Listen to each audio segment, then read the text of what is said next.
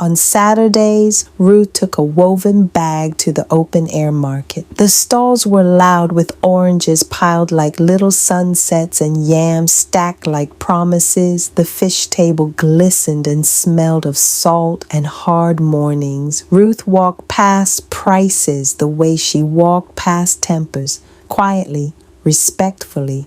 Still, she bought what she could, a handful of beans, a loaf that would be sliced thin, a bruised tomato sold cheap but still sweet if you cut the soft spot away.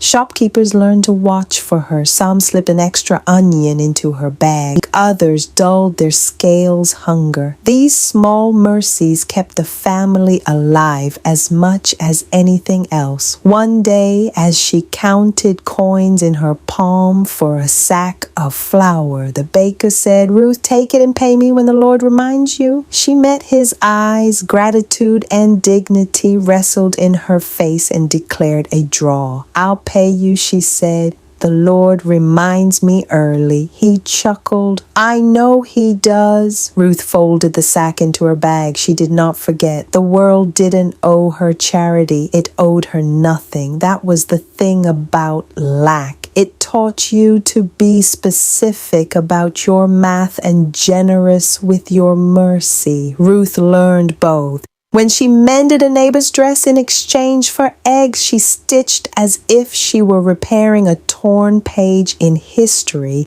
When she scrubbed floors for cash, she hummed a hymn that made the mop move like prayer. Storms were teachers. They taught you what held and what didn't. They underlined the difference in rain. On the night the tin roof rattled like teeth, Ruth gathered the children in the middle room where the ceiling bowed down just enough to remind you to lower your voice. The wind pressed its mouth against the house and blew. Water worried at the window frames, then decided they were too stubborn and looked for easier company. "Listen," Ruth said, "this is how a storm speaks when it wants to frighten you. We don't speak back. We hold the candle moved the way a heart moves when it wants to run but decides to stay." Ruth told a story of a shepherd in a valley, and as she spoke, the rain softened, perhaps out of respect. The children leaned into her words until they leaned into sleep, and the house, old, thin, patient, kept them dry enough to dream. Come morning, they checked the roof for leaks and found 3. Noah fetched the bucket. Lila rolled her sleeves and stretched a sheet to catch drips. Micah toddled after a hammer he wasn't allowed to use. Ruth looked at the sky and said, "You keep doing what you must. We will too."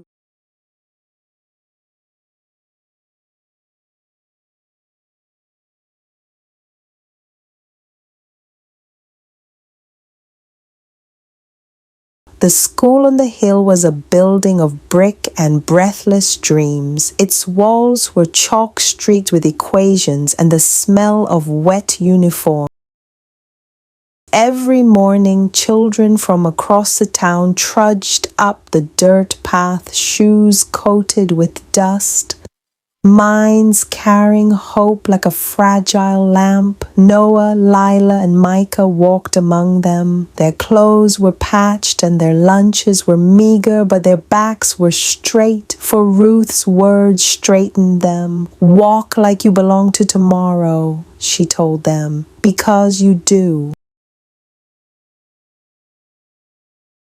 Inside the classroom, Noah often stumbled over words during reading lessons. Some children snickered, but he pressed on, his finger steady against the line of print. When he faltered, he heard Ruth's whisper in his head, "Not fast, true." Lila excelled in numbers, quick to see patterns others missed, but she hid her brilliance sometimes, afraid of standing out. Don't dim yourself to keep others comfortable, Ruth told her one evening. Stars are noticed most in the darkest skies. Micah, still the youngest, drew in the margins of his notebooks, houses, trees, and little stick figures holding hands. His teacher scolded him for daydreaming, but Ruth defended him gently. He sees the world as it could be. Give him time, and he'll help build it. There were days when the cupboard sighed emptily, when even the jar of coins seemed to apologize for not multiplying. On those nights, Ruth created meals out of nearly nothing. Broth from bones given by a butcher, dumplings from flour stretched past its duty, herbs gathered from the edge of the yard where weeds pretended to be blessings.